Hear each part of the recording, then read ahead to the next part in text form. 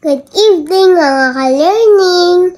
It's story time! I will read the story of Treetop Twins Wilderness Adventures by Cressida Cowell. The snow gleamed and dazzled as the sun glinted off the ice. The Treetop family have transformed their time machine into a snowmobile, and they have traveled not back in time but far, far away to the Arctic. It was so cold, the wind nipped your nose like a bee sting. The Treetop family were looking for the largest land carnivore in the world, the magnificent polar bear. Tulip spotted a snowy owl. Asia spotted an Arctic fox. Elfie spotted an orca, but nobody had spotted any polar bears.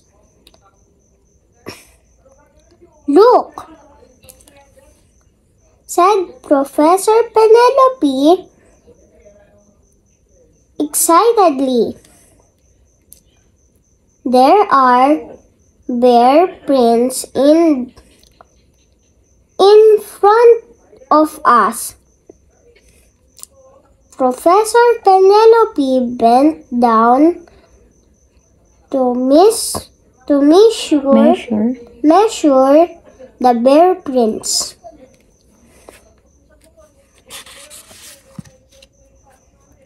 "Let's follow them," said Ted. He wandered on ahead, looking through his binoculars. Careful, Ted warned Professor Pablo.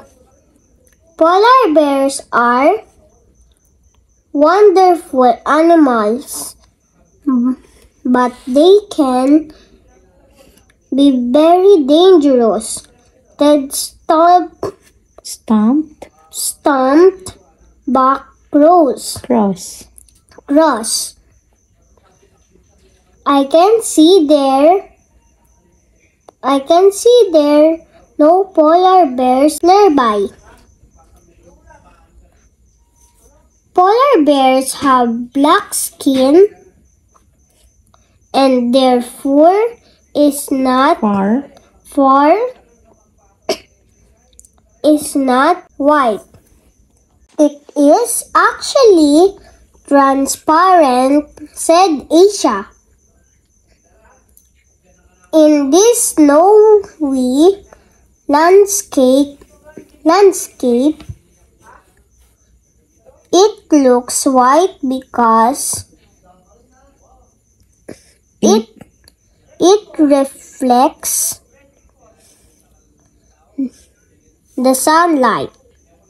You might find it hard to spot a polar bear." But suddenly, Ted did spot something out on the ice was a mother polar bear and her two little cubs. The mother was very still, watching a hole in the ice, hoping to catch a seal. Her cubs were playing nearby, sliding in on their tummies in the snow. "How exciting!" said Professor Penelope. A mother and her cubs, one of the cubs ran across the ice.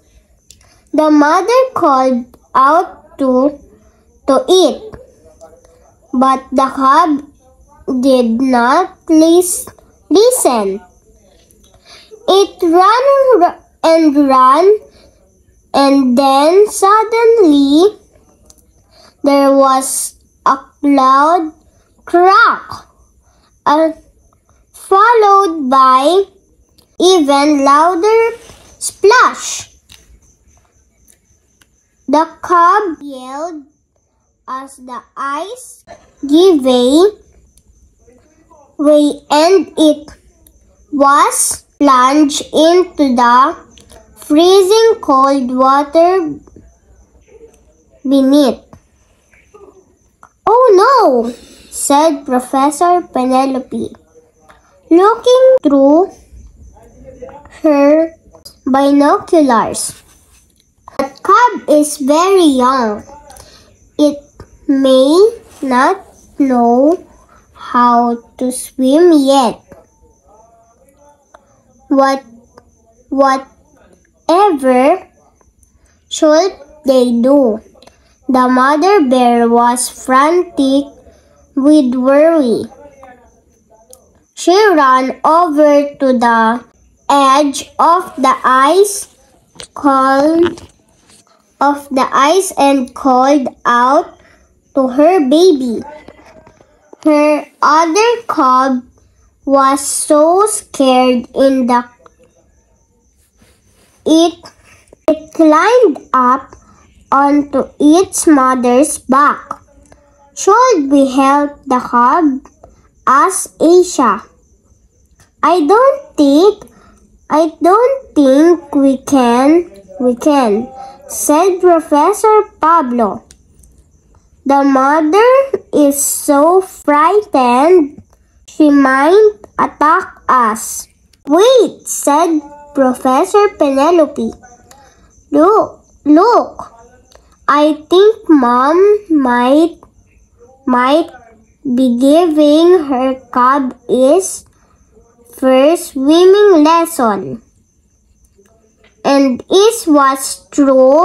While the baby polar bear splashed around trying to reach the safety of the ice, the mother looked on called out to her cub.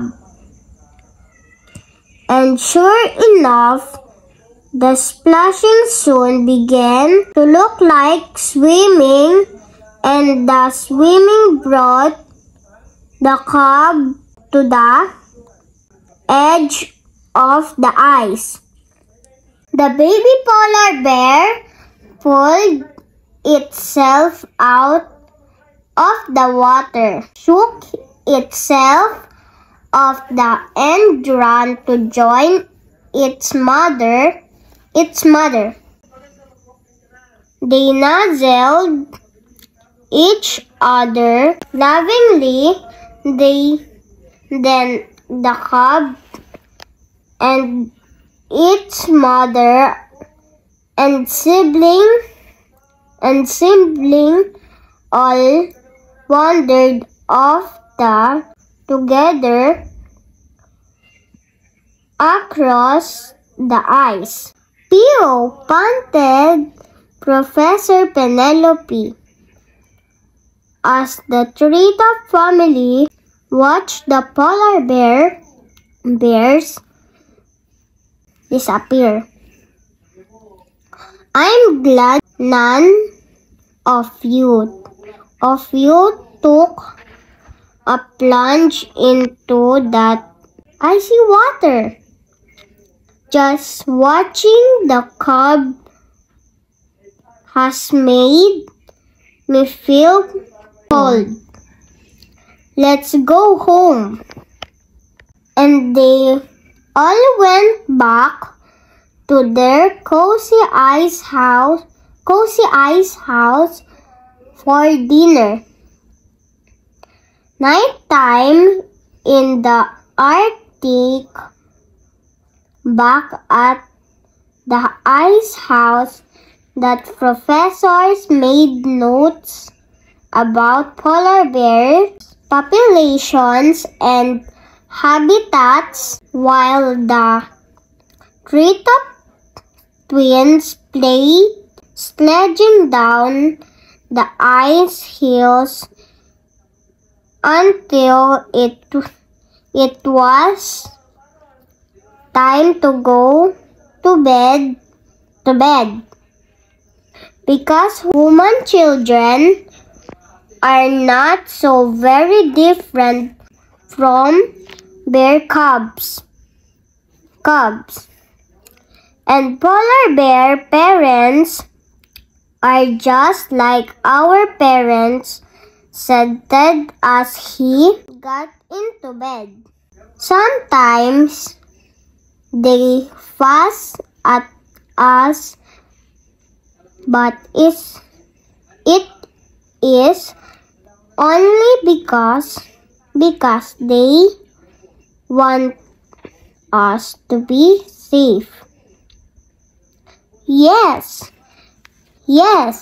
and they want you go to sleep too, said Professor Penelope as she turned out the light.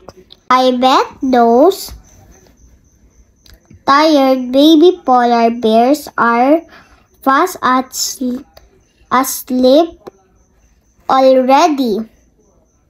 And that's the end of story Treetop Twins by Cressida Cowell.